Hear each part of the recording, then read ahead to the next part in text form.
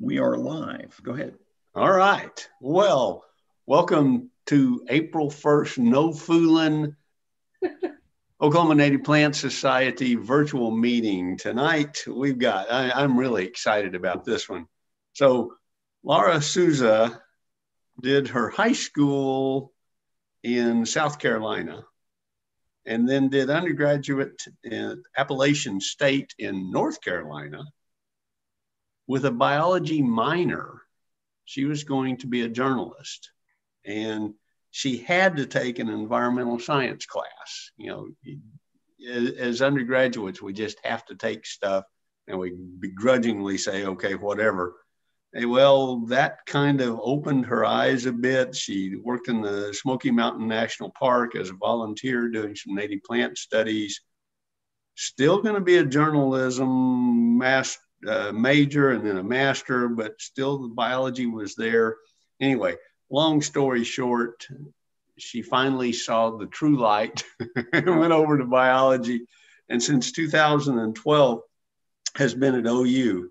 Actually, she started studying global warming and the plants effects of it back in August of 2008, looking at a long-term study of the understory of some forest in the Carolinas and the responses to CO2 and some climatic changes. So she's literally been studying this longer than a lot of Americans have even heard about it.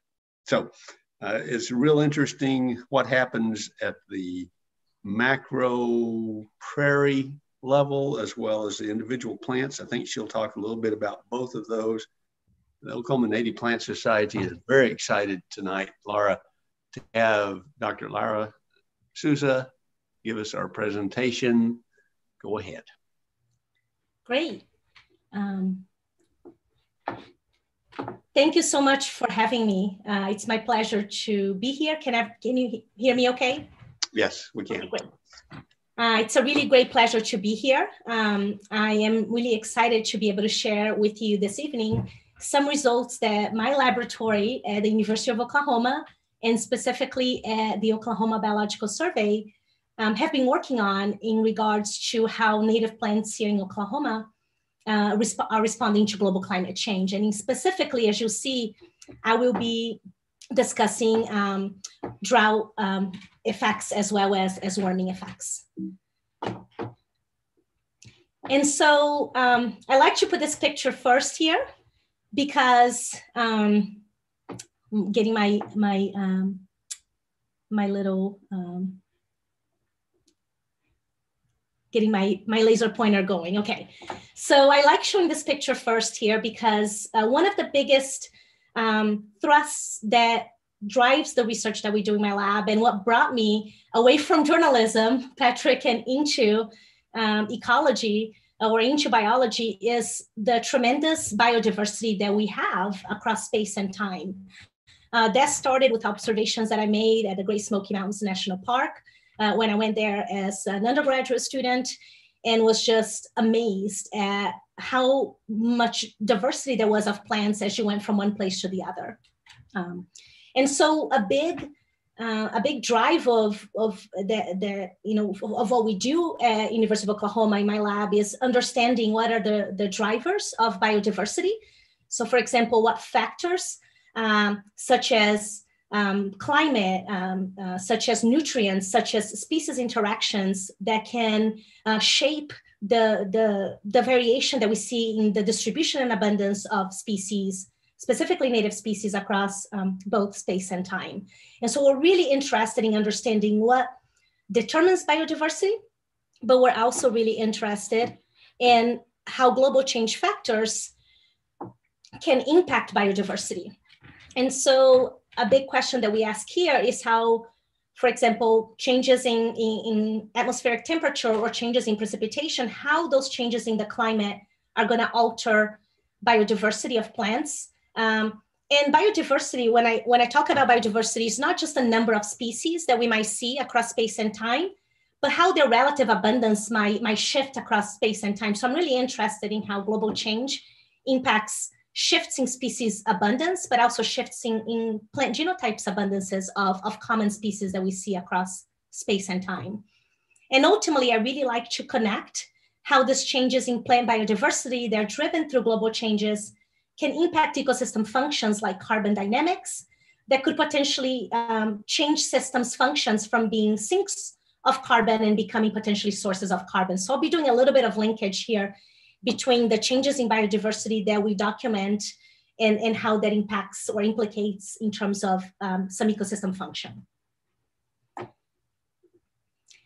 And this picture here is just to show that we approach addressing biodiversity questions in my lab by doing field observations, by conducting field experiments and lab experiments. And what I really like about this multiple approaches is that I feel like field observations and in some cases field experiments allow us to document really interesting patterns of species distribution and abundances. But the experiments at the lab, greenhouse, and sometimes growth chambers allow us to understand the underlying mechanisms or some of the processes that might be driving some of the patterns that we see in nature. And so I get to go to really cool places. A lot of my work is here in Oklahoma. This is a picture I took at one of the BioBlitz events that we had at Black Cattle National Grassland. Gorgeous place in western Oklahoma. It's a beautiful field with lots of warm season grasses and some forbs as well. So we do a lot of work in Oklahoma, but specifically we do a lot of work at Kessler Atmospheric and Ecological Field Station, which is in central Oklahoma, about 26 miles south of OU. And I'll go through some of those projects that we're doing at Kessler. I just wanted to show a couple of more slides in terms of other places that we have done work with native biodiversity. We also have been addressing how long-term warming is impacting native biodiversity in Sub-Alpine Meadows in Colorado. And so we do work at the Rocky Mountain Biological Laboratory where we have been participating in a long-term warming experiment where they've been using lamps to heat up Sub-Alpine Meadows. And we've been tracking how native plant biodiversity is changing over time. And I have a little bit of work also in Brazil, my native land. And we do a little bit of work in Brazilian savannas or cerrado ecosystems. And these are basically the work that we do there is mostly addressing fire impacts on biodiversity. And so I collaborate with a Brazilian researcher who actually I was introduced to this Brazilian researcher at Oklahoma State University. I went to give a talk there when I first got to OU, and Mike Palmer introduced me to her. And so I had an Oklahoma connection to connect me to my work in Brazil, which is really interesting. And before I start my talk, I wanted to sort of just thank my lab group. Some people have left, some are still here. But without the postdocs, graduate students, undergraduates, and here's my daughter in the middle with me and our puppy. But these students allow the work that I'm going to be presenting to take place. They are incredible. And it's been a really hard year in the last year with, sort of not being able to have the social interactions. This picture was pre-COVID. But anyway, they're big collaborators. They're just not students. They've become collaborators of mine as well. So I like to start with this slide when I get into sort of more into the focus of my talk. And this is an illustration from the Millennium Ecosystem Assessment that shows 5 different global drivers that can impact biodiversity. And climate change is one of those drivers, which I'm going to be focusing on today. But what's the 2 take-home messages from this figure are the following. A lot of the arrows that you see are either pointing to the right or pointing upward, meaning that the impact of those global change drivers on biodiversity is expected to continue, and if not, to increase as we look forward. The other take-home or big message, I think, from this figure is that we're looking across many different ecosystem types, from boreal forests to tropical forests to marine ecosystems to polar systems. And generally, the trends are very similar. And so I like to show this slide because it gives a big overview of the different global change drivers, but makes the point that their impact on biodiversity is expected to increase generally. And this figure, I like to present here because here is a figure that shows on the x-axis here, we have time. And on the Y is this observed global temperature change that is anthropogenically driven. And so this is changes in global mean surface temperatures. And these are the observed trends here in orange. But as we go to the right here into this, beyond this 2017 time period, this is all sort of projected. What's the projected changes in temperature are likely to be. And so we are already experiencing increases in atmospheric temperature due to, again, fossil fuel emissions and other greenhouse gases, but CO2 is a big player here, as well as methane can also be a big player. But those gases, as they increase in concentration, they trap heat. And this is how we observe this by looking at this, again, this trend in increases in temperature over time. And again, this is the projection. And so a lot of both researchers and modelers out there are trying to sort of understand what the implications are going to be of not only the observed changes we've had that we are already documenting, but the future changes in temperature. And here. And part of that is that there's a lot of concern in terms of what is the ability of land surfaces or terrestrial ecosystems to uptake, you know, this extra sort of carbon that is in the atmosphere. And so the main take-home message from this picture here, or from this slide, is that as we project forward in time, there's a lot of uncertainty in terms of what will be the ability of land uptake of carbon per year. And so each different line here is just a different model. And we can see that basically as we go into the future, there's more divergence across the models. And so there's a lot of question, what's going to happen in terms of terrestrial carbon uptake? Because ultimately, if the terrestrial ecosystems can keep uptaking carbon, sort of that feedback or extra carbon in the atmosphere might not be as much of a problem, but we kind of want to know what that will be in terms of sort of what is the capacity of terrestrial ecosystems in terms of their ability to uptake carbon. And we still don't have that information, partially because we need the studies to be able to fit into these models. And so the first part of my talk here, I'm going to be focusing on a study that I actually got involved when I first arrived in Oklahoma. This study is at the Kessler Atmospheric and Ecological Field Station, and it was actually initiated by Dr. Linda Wallace, who was a faculty member at University of Oklahoma. And then it was taken over by Dr. Ichi Low, who was also at University of Oklahoma. But basically the big question here is what is the impacts of climatic warming on prairie biodiversity and associated functions? Particularly, we're interested in the carbon part.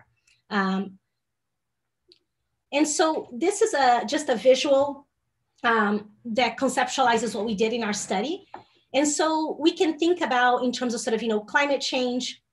Climate can have direct impacts on soils by just basically, you know, with warming, for example, you can just increase soil temperatures and that can impact soil functioning. Because as you increase soil temperature, it affects the activities of all the organisms that are associated with those soils. So you can have direct effects of climate on soil functioning and the ability of systems to uptake carbon, but those effects can also happen through plants. And so my big sort of, the big sort of idea in the study here is to address some of these direct effects of climatic warming on soil carbon and whether increases in atmospheric temperature would release more carbon, but how plant biodiversity might be able to mediate those effects. And so I'll go through the experiment and go through our system here. These are the three collaborators that we had when I first started working in this experiment. Is Dr. Ichi Low, who was at University of Oklahoma and left, he's now at Northern Arizona University.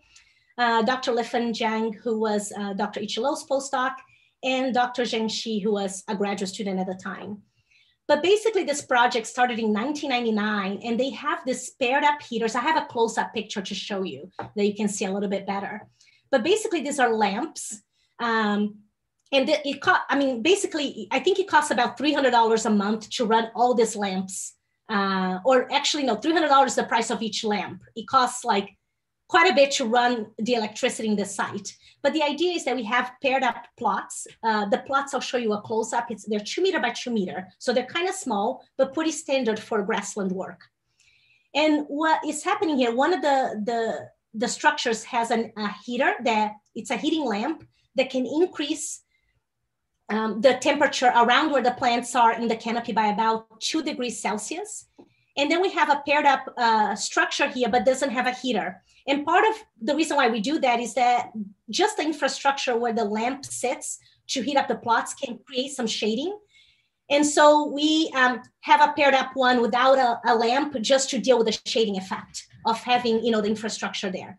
But generally we have usually a plot that doesn't have any warming, that is just ambient temperature, and it's right next to one that has elevated temperature by approximately 2 degrees 2 degrees Celsius above ambient. And this is a close-up of a plot. Again, they're about 2 meters by 2 meters.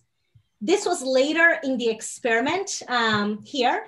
And one of the species that actually later on comes into the system is Botryochloa ishmenium, or king branch bluestem. It's an introduced grass. But anyway, I'm going to be talking about the natives, don't worry.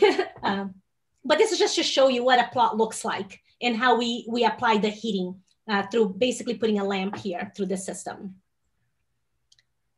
And here's some of the common players that we have in the system. When I started, when the experiment initially started, Schizachrium scoparium, or little bluestem, was sort of the dominant species in terms of the most common warm season grass.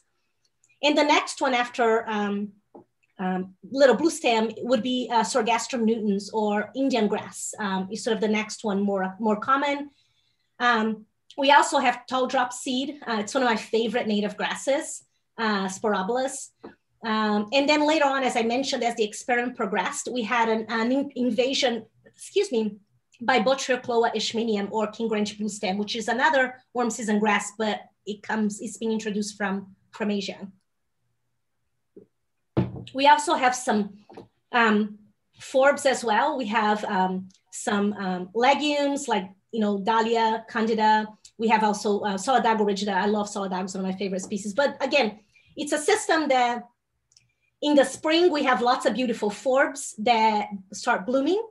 And then when June comes up, sort of the grasses kind of take over. And it becomes sort of, pretty dominated by warm season grasses through most of the growing season. And then it goes back to some of the warm season grasses declining in as they senesce, and some of the forbs popping up depending on the precipitation we have in the fall. But these are some of just to give you sort of an illustration of some of the species that we have in the system. And what I'm going to show you here next are how we documented the impacts of warming on plant biodiversity. And so each panel here is a different year, starting in 2000, a year after the experiment was initiated, or the treatments were initiated, and it goes all the way to 2013. The other thing I wanted to mention is that the field symbols are going to represent the warming treatment, and the open symbols are going to be representing the ambient temperature treatment. And so these are going to be a series of ordinations that basically was a way that we tracked how biodiversity shifted over time. And the main thing to think about in terms of these figures is that the closer the points are together to each other, the more similar those treatments are in terms of plant composition, because they might share similar species abundance and identity. And the further away those symbols are from each other, the more divergent in species composition those treatments are. And by being divergent or dissimilar, I mean that when the points are very far from each other, you would mean that in terms of species abundance or identity, there's a lot of sort of no overlap between the treatments. But let's look at the data and talk about what it means. So this is what it looks like. In the beginning of the experiment, so that's when we first turned on the warming heaters, we don't have, all the plots kind of fall on top of each other, meaning all the treatments don't differ in terms of their species composition. They're all pretty similar. And that means that whatever plots were assigned for warming versus whatever plots were assigned to ambient, they all shared pretty similar relative abundance and identity of native species. But what's interesting, as you start moving right and as you come down, you start seeing that the field symbols are starting to diverge or move away, separate from the open symbols. And by 2013, which is when this paper came out, we were documenting a shift in terms of plant species composition, meaning that these plots here that are the ambient plots that received ambient temperature, plant composition differ from the warm plots. And so there was a shift in composition, but we wanted to know what are the species that are driving those shifts, these differences in plant composition when we look at a warm plot versus a ambient plot. And so this is the story. Basically, as I've mentioned, as this experiment started, both plots that were assigned to ambient versus elevated temperature, they all had similar abundances of species, and they were mostly dominated by little blue stem, which is shown at the top here. As time progressed, what happens, and let me show you here, I'll show you the data for the next slide here. So here's, for example, the response of sort of little blue stem. The colors are a little bit confusing, but the ambient is shown in terms of percent cover, which is a proxy for abundance of little blue stem. So the ambient plots have approximately 40% of little blue stem, whereas the warm plots have a big reduction in cover. And so what's showing here, just by showing the abundance of little blue stem, is that this shift in species composition is driven by a declining little blue stem in the warm plots. And concurrently, we have an increase in Indian grass in the warm plots. And so what's happening is that these warm plots here, they're shown by the field symbols, they generally became more dominated by Indian grass or Sorghastrum nutans, whereas the ambient plots were more dominated by little blue stem. And so what I'm showing here is that this warming led to sort of a shift in dominance where it allowed Indian grass to become more dominant than little blue stem. And so that was the sort of the shift in species composition that we got here. As I started with sort of the conceptual diagram for this figure, one might ask, how does this shift in plant composition might impact an ecosystem function like soil carbon or soil carbon flux? And so this is what we did. It was a project that was really fun that I did with an undergraduate student at OU. It was part of her capstone project. We went to the field and we collected senesced litter of basically dead stems of little blue stem or Indian grass. We went in the winter and they were still standing up, and we collected them and brought them to the lab. And we put that tissue into a grinder. And then what we did, we ground the plant tissue separately. And then we kind of created all these different litter compositions where we went from 100% little blue stem to 0 Indian grass. And this is, we can think about this being sort of representing this high end of little blue stem representing the ambient treatments, all the way to where we had 0 little blue stem and 100% Indian grass in the litter. So those are, we had 5 different treatments here. And so this is sort of, will be mimicking kind of what the warming plant composition looks like. And the top here will be representing what the ambient temperature plant composition looks like. So we created all these different treatments. And what we can do is that we can put all this, each one of this sort of 100% little blue stem litter and 0 Sorghastrum nutans, we can put in a falcon tube here and mix it with soil. And then we close the mason jar and we basically close the lid and we have a rubber cap. And what happens is that soil and that litter, we have microbes in the soil. And so the microbes, what they do, they start basically consuming what's in the soil, which is part of the litter that we're adding here. And they respire as a function of that. And so we can sort of think about carbon leaving the soil as the microbial respiration. And so the way we do that is that we can pull a CO2 sample out from all the CO2 that was respired from this little jar here that we have litter and soil. And we can insert that little, the CO2 that is inside of a syringe now that was pulled from this rubber cap, we can insert it into our infrared gas analyzer. And then we can use a really cool graphing program to get an area under the curve.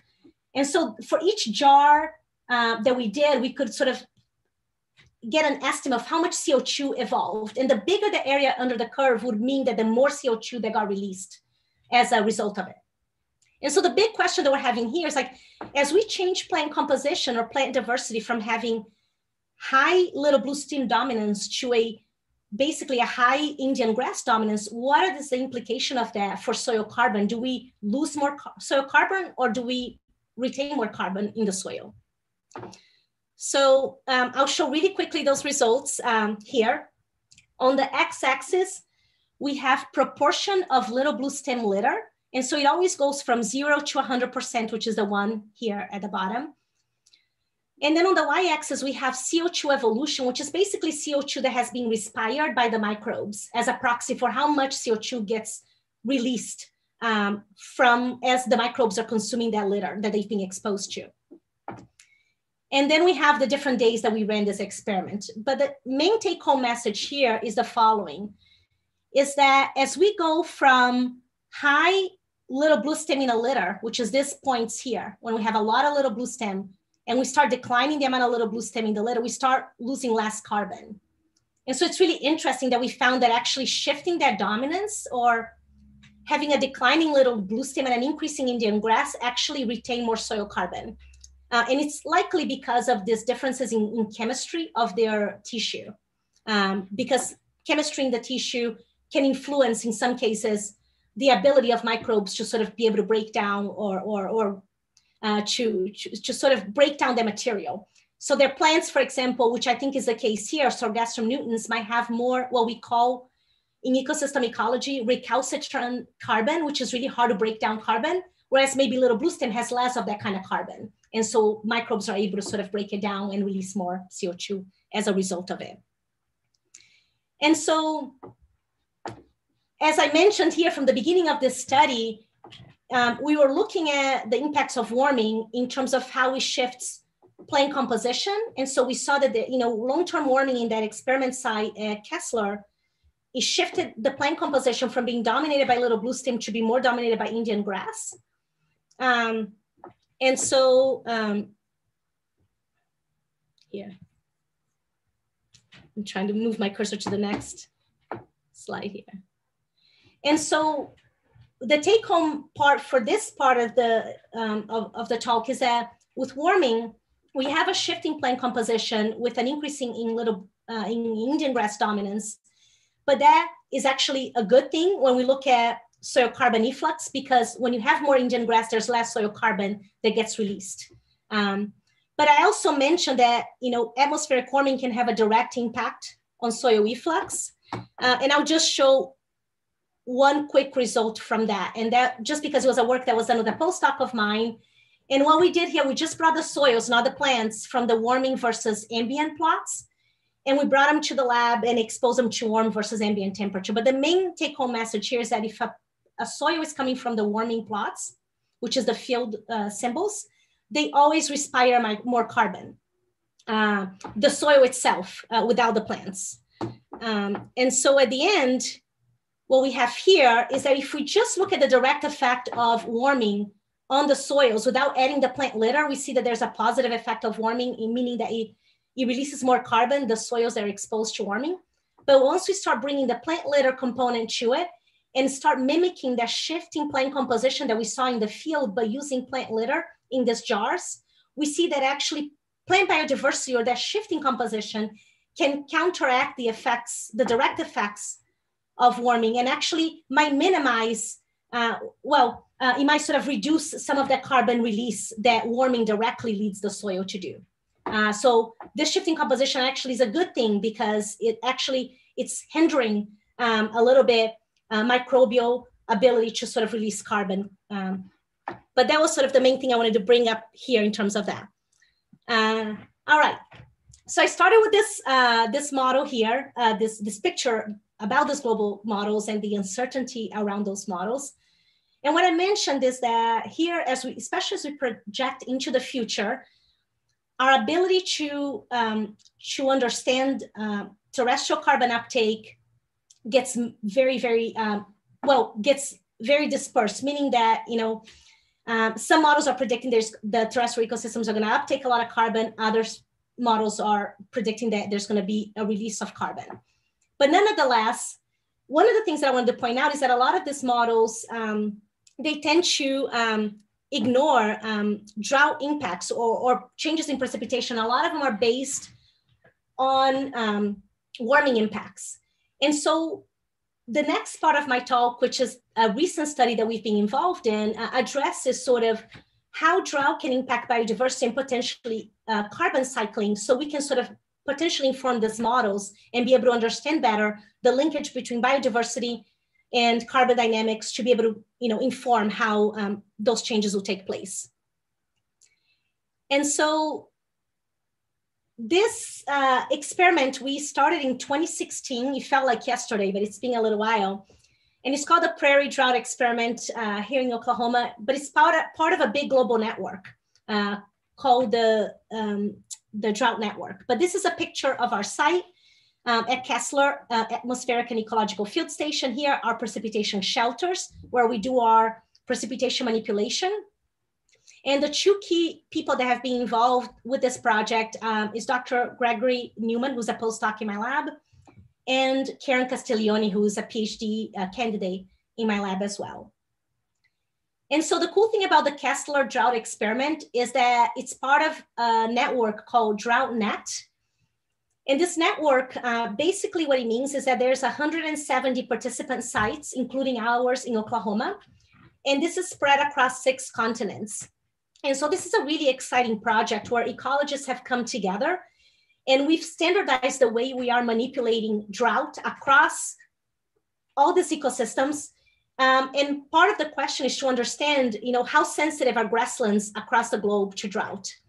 To be part of the DroughtNet experiment, all you need is to set up 6 total plots. 3 that would be the ambient plots that receive ambient precipitation, and 3 that would reduce precipitation by about 60%. We decided to do something unique, excuse me. And so we actually have a gradient of precipitation manipulation in our site. So we basically, with these rainout shelters, we can intercept precipitation and reduce it from ambient, which is the 0%, to 20, 40, 60, 100, 80. But we also have a treatment that we are increasing precipitation by 50%. And so these plots basically, and the other thing that I also want to mention is that not only that we have a gradient in precipitation here, but we also have a clipped versus an unclipped. We added clipping as a treatment here because of hay harvest as a very predominant form of hay harvest here in Oklahoma. And so we have clipping to see how management mediates with drought to impact prairie biodiversity. And we clip those plots usually in the fall. And just to show you a close-up of what a plot looks like, just a second. I'm having some mouse problems. Here we go. This is an overview of a single plot along that gradient. And so they're 2 meter by 2 meters, and each subplot within this larger plot is 1 meter by 1 meter. And here's a clipped one, for example, here, and the other ones are unclipped. And for example, when we're tracking plant composition or estimating species abundance and identity, we do it in a plot that doesn't get manipulated at all. So we do that we have a permanent plot here called the plant composition, plant phenology plot that we track species abundance, but we don't manipulate it at all.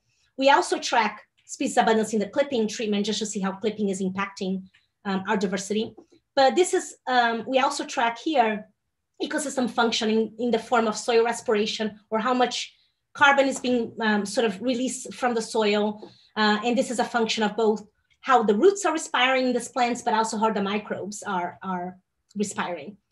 And then we also do whole plot CO2 exchange, or we basically put a tent over a plot, and we can track how much CO2 is uptaken and how much water is released through transpiration of the system level, which is really fun to do. I have a picture I'll show you guys here. And so this is what an aerial view of what our plots look like. And I just have sort of this figure here. The nice thing about our design is that it's a regression design, so we can look at, for any response that we have, for example, prairie biodiversity, we can look to see, for example, whether there's a tipping point. For example, is everything okay until you get to 60% drought? And suddenly there's a threshold. And so we can look at how the system is responding rather than whether it's responding or not to drought if we just had 2 different treatments. And I wanted to show you this next picture here because with Kessler being so close to OU, with the field station being so close to OU, I get the opportunity to take students that I teach in methods of plant ecology to come and help us collect data in the site. And so I've tried to integrate my research with my teaching. And so here are students helping us do biomass collection. And so they're helping us clip plots so we can estimate how much plant biomass is produced or how drought is impacting productivity in those plots. And so the first result I want to show you here, it's still a little, we just started tracking phenology or flowering time of the plants in the experiment. And we have here a list of species that we've been tracking. Those are the more common species in our site. The top species are the forbs, and then we have the warm season grasses down here. And one of the things that we've been able to, one of the things that we've tracked so far in terms of peak flowering, which is shown by the circles. And when the circles are a dark blue, that means that change in flowering or peak flowering is significant, is important enough that is having a, yeah, it's deviating enough from what you would expect that it's a significant effect. My main thing here is that, for example, when we look at peak flowering, 2 of our warm season grasses, Botryochloa ishmenium, which is an invasive grass, warm season grass, king branch blue stem, but also little blue stem, they seem to be delaying their peak flowering. So if you see symbols to the right here on the purple, it means that there is a delay of the delaying flowering of the drought treatments relative to the ambient treatment. And if you see any symbols to the left, it means that there's an advancement of flowers. So what it means here is that drought is at least what we're starting to document, is starting to sort of, for some of our warm season grasses, they're starting to flower later. For the forbs, it's kind of a mixed bag. For example, croton, one of the forbs in our system, is flowering earlier, but then we have ambrosia, ragweed, which is flowering later. And so it's a little bit more mixed with the forbs. I have this slide here just because I don't know if you guys are familiar with this study at all. It's one of my favorite studies from Oklahoma in terms of thinking about flowering phenology and climate change. It was led by Rebecca Sherry. And what she shows here, the control plots are the green bars and the warming are the red bars. All the species on the left here are forbs. And so all the forbs in their system, and this is done at Kessler too, in the same system that we worked. All the forbs are flowering earlier. So you can see that there's a shift for earlier flowering on the red relative to the green for all the forbs. For the grasses similar to ours, there's a delay in, well, actually there's a non-grass here. Ambrosia is also delaying, like we found in our study. But we also find that, for example, Schizacrium is also delaying flowering a little bit. And so there's some similarities. I mean, this is a warming study that I'm showing on the right, and the left is our drought experiment. But it's kind of interesting to be able to draw from 2 different experiments that manipulated 2 different things, that there are some similarities with some of the warm season grasses flowering later with climate change and the forbs flowering earlier. The other component that we tracked also in the system is just, in general, how C4 or warm season grasses versus forbs, C3 species. We do have one C3 grass that is included here, but it's just dichonthelium, and it's a grass that doesn't occur it's not very abundant.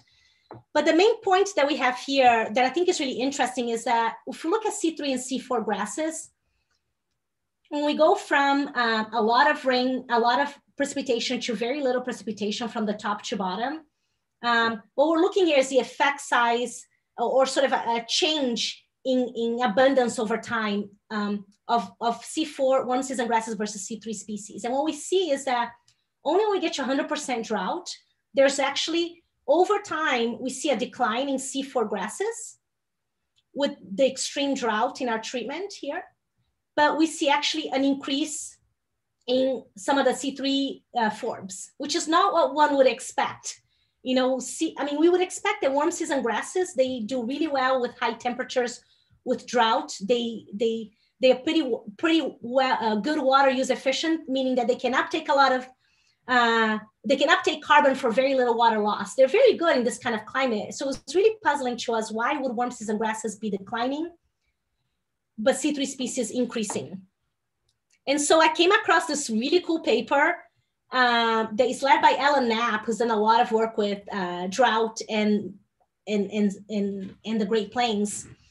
And this is a really cool paper because they have both long-term data in terms of long-term precipitation data, where they recorded extreme droughts that have happened in our region, but they also did experiments to make sure that what they're interpreting from the observational data was really what was happening. And so what they found that is really interesting was a similar pattern to ours. He says here in his abstract that grass species adapted to high temperatures and high water use efficiency, those C4 grasses, they decreased under droughts, while those preferring cooler climates increased. That was really puzzling. So I'll show you some of the patterns from their study here. Here is just looking at the C3 to C4 ratio. And so, for example, here's a C3 dominated grassland, and here's a C4 dominated grassland. And what this means here with the C3 versus C4 ratio is that as this value is increasing, we're having more C3 than C4. That's all it means. And here, as we go from pre-drought to post-drought, we can see that under drought conditions, which are these open symbols, there is an increase in C3 relative to C4. Similarly, when we go into a C4 dominated grassland, there's also this increase of C3 relative to C4.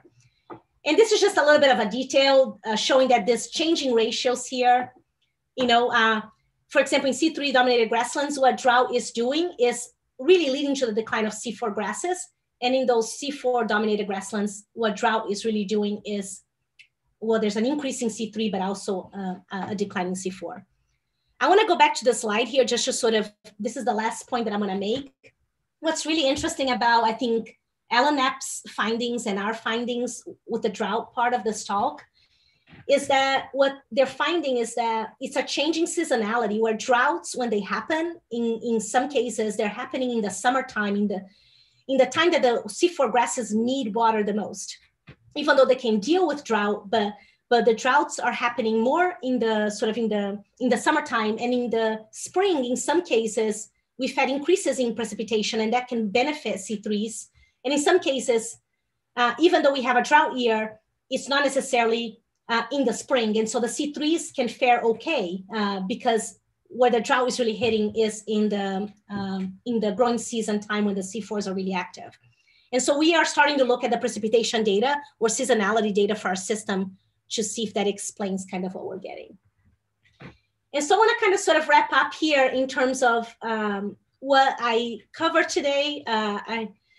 With the first part of the study, when we looked at warming impacts on biodiversity, we documented that warming led to a shift in plant composition, where we had initially a dominated system by little blue stem, and with warming, the system became more dominated by Indian grass.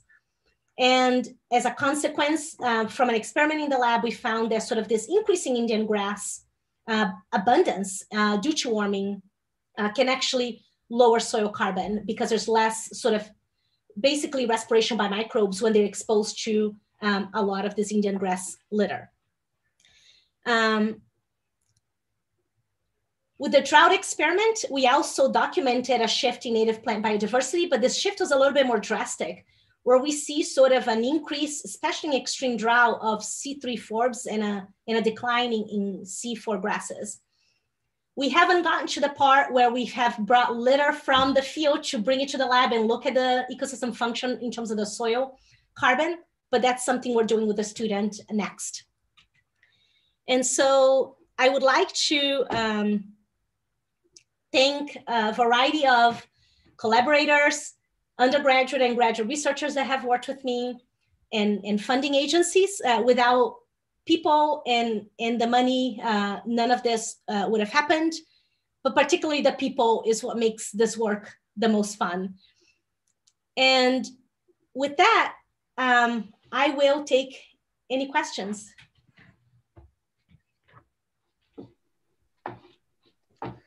And let me stop sharing too. All right, Lara, thanks for that great presentation. There's only one question that someone has submitted so far, so we'll see if anyone else mentions something. But the question deals around the decrease in C4 grasses with respect to C3, but also there was a question, and the question really gears around, well, CAM photosynthesis. Are there any CAM photosynthesizers that you've seen at these sites that may have increased or decreased? That's a really good question. You know, I see CAM in the site, but not in our experimental plots. And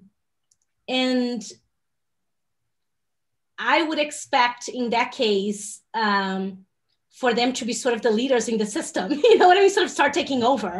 And it's interesting too, because with the warming experiment, you know, that started in '99, as I mentioned, and I was involved with that experiment until 2018.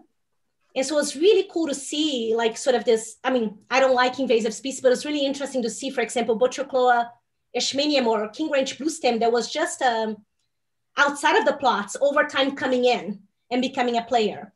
And so what I would like will be interesting as we run the drought experiment for a while, some of the CAMs could potentially sort of come in, you know, into our system. But generally sort of so far, we've had mostly, you know, the typical like C4 grasses and then C3 forbs.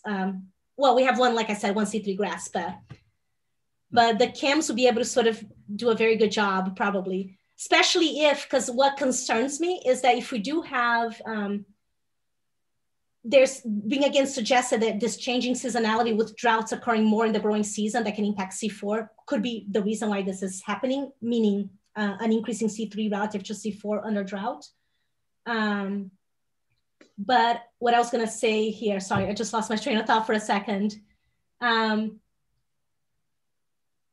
I just lost my train of thought. But I guess what I was trying to get at is that it's interesting to sort of run this for a while because you have colonization coming into the system over time, and things change quite a bit. The system is very dynamic. Yeah. Any implications in your mind as far as range management or those that are farmers, ranchers, as far as cattle or the trial of managing their grasslands in the future? If little blue stem, of course, in Oklahoma, as you know, we have, quote, improved pastures, which is introduced Bermuda grass, which unfortunately is not improved at all. But what do you see in reading the tea leaves in the future as far as those that use grasslands for the production of livestock? Yeah, I mean, I would imagine that, yeah, that's a really good question, because what we see, actually, I didn't present any results from the clipping side. The clipping actually keeps further promoting the C3 to C3 forbs, just because it allows them to sort of get a head start of the C4 grasses in the spring, you know? And so I think about sort of trying to sort of manage, so you don't have, let me think.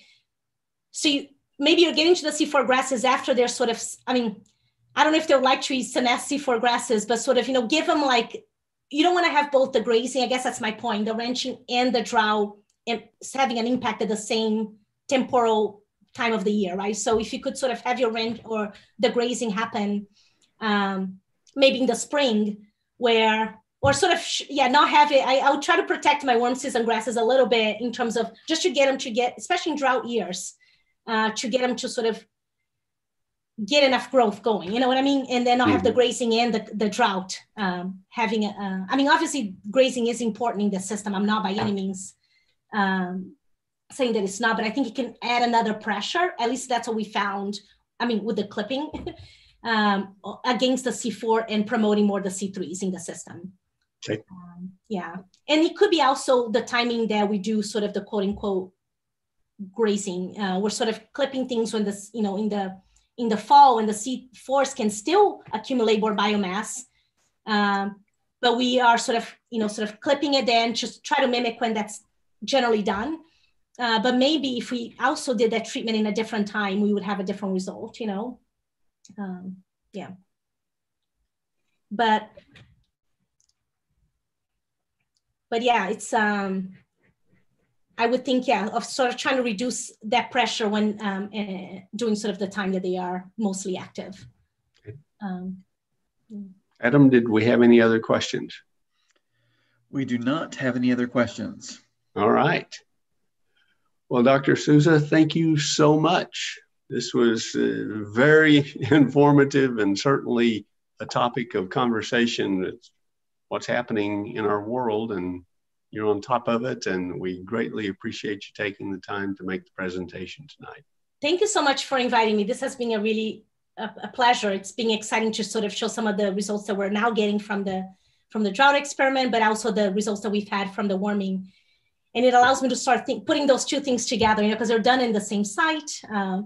And so some of the similarities and some of the differences, but I would love to, yeah, one of the things that I work a lot at Kessler, and I do some collections, but one thing that I'd like to do more is sort of get out a little bit more this summer and go to other places, you know, to sort of think about other questions that we can ask about on biodiversity. I mean, here in Oklahoma.